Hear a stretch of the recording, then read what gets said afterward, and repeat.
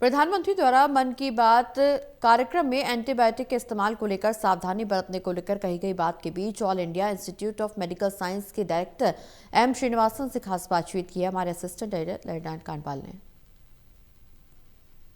प्रधानमंत्री नरेंद्र मोदी द्वारा एंटीबायोटिक के इस्तेमाल को लेकर जो बातें कही गई उस पर विस्तार से बात करने के लिए हमारे साथ मौजूद हैं एम्स के निदेशक डॉक्टर एम श्रीनिवासन। उनसे बात करते हैं।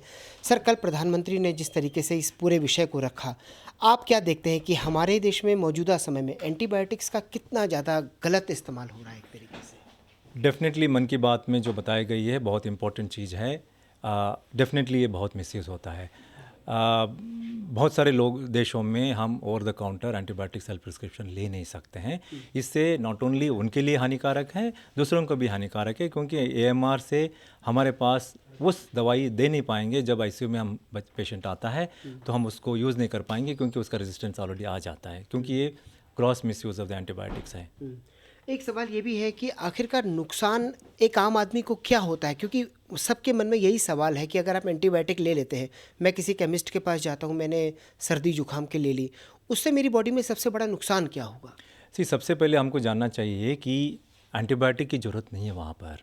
जब भी हो, मान लो आप जैसे बोल रहे हो अपर रेस्पिरेटरी इन्फेक्शन है, वायरल इन्फेक्शन है, उसमें तो एंटीबायोटिक का रोल ही नहीं है। वो एंटीवायरल नहीं है, एंटीबायोटिक है, वो बैक्टीरियल इन्फेक्शन के लिए है।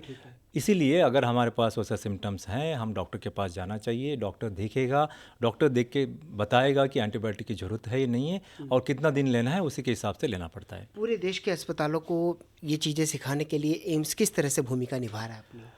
यहाँ पर हमारे पास रोबस्ट सिस्टम्स हैं, हॉस्पिटल इन्फेक्शन कंट्रोल टीम है, हॉस्पिटल एक्वायर्ड इन्फेक्शन के लिए टीम है।